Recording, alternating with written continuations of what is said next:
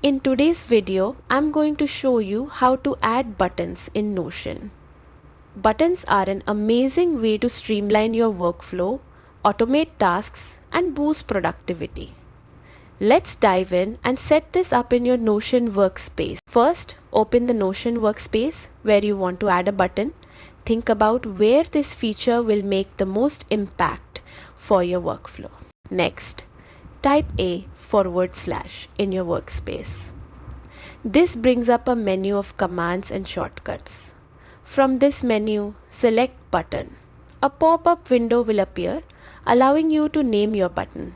Make the name reflect what action the button will perform so it's easy to understand at a glance. Now comes the exciting part.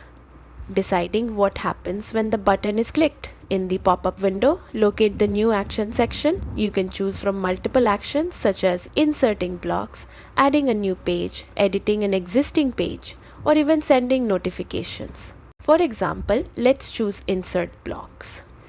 This lets you quickly add standard elements like text, images, links, or embedded content. To continue our example, select Add Image from the block types.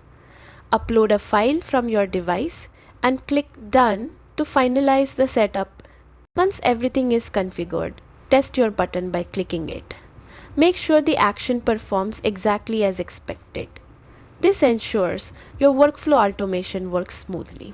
And that's it. You've successfully added a button in Notion that automates part of your workflow.